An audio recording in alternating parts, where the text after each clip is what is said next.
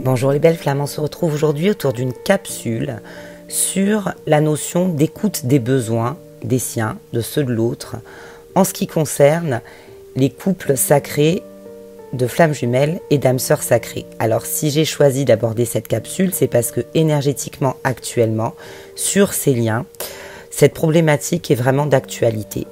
Un fossé peut se créer par rapport au fait de vouloir que ses propres besoins soient entendus et respectés, alors que vous-même, qui m'écoutez, n'êtes peut-être pas capable aujourd'hui de répondre à ceux de l'autre. Beaucoup de premiers cheminants, et principalement des Yang, ressentent en ce moment même un besoin de réassurance de l'amour de l'autre, besoin d'une validation extérieure venant de l'autre, soit par le biais de mots exprimés allant dans le sens d'une déclaration d'amour, soit par une volonté manifeste de vous voir et de l'acter. Mais à force de ne penser qu'à être rassuré de la manière dont l'autre vous aime, pensez-vous que lui se sente réellement aimé actuellement? Réellement aimé en tout cas pour ce qu'il est. Pensez-vous qu'il se sente respecté dans son individualité? À force de n'envisager l'autre qu'au travers de ce nous que constitue votre duo sacré, avez-vous conscience que ce que vous aimez, c'est davantage la manière dont l'autre pourrait potentiellement vous manifester son amour plutôt que lui-même? Parce que si vous n'en avez pas conscience, l'autre en revanche le ressent clairement, énergétiquement, ce qui actuellement peut grandement intensifier sa blessure de rejet et provoquer l'effet inverse de ce que vous espérez. L'autre en ce moment a besoin de voir que vous vous intéressez à ce qu'il vit en dehors du duo que vous constituez ensemble, mais lui en tant qu'individu. Alors pour ceux qui sont en communication avec leur autre, flamme jumelle ou âme sœur sacrée, comment dirigez-vous vos échanges actuellement? Est-ce que les questions que vous posez à l'autre le ciblent lui, dans son individualité propre, ou bien cible-t-elle uniquement la manière dont il se positionne par rapport à vous dans le couple que vous formez? Vous reprochez souvent à l'autre de ne pas considérer vos besoins, mais sont-ils clairement exprimés? Parce qu'aujourd'hui, dans les consultations que j'ai pu avoir ces derniers temps, beaucoup de consultants et consultantes travaillent cette blessure de non-reconnaissance et m'expriment à moi ce besoin de légitimité. Mais en revanche, je me rends compte que ce besoin n'est pas exprimé clairement à l'autre.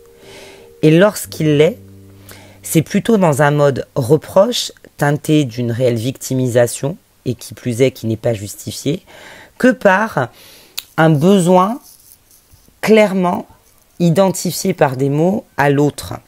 Alors vous ne pouvez pas reprocher à cet autre de ne pas répondre à vos besoins, puisque vous les lui taisez, comme vous ne pouvez pas lui reprocher de ne penser qu'à lui, quand en réalité vous proposez de votre côté exactement la même chose.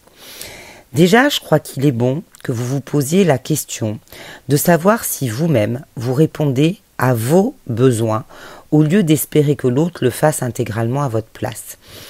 Le besoin de réassurance de l'amour de l'autre, actuellement, il met en lumière chez beaucoup que l'on ne s'aime pas encore soi, intégralement, profondément, et qu'il reste de vrais axes de travail à cibler pour continuer à cheminer vers l'amour de soi.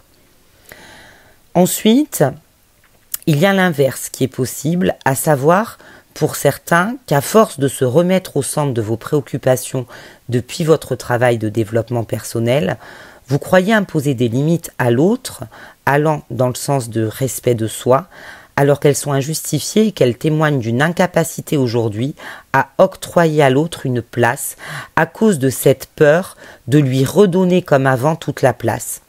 Je vous rappelle à vous, premier cheminant, que la dépendance affective à laquelle vous avez été soumis pendant une grande partie de votre parcours a pu vous amener à travailler jusqu'à tomber dans l'excès inverse, une hyper-indépendance qui ne peut favoriser la relation et d'autant plus la relation amoureuse.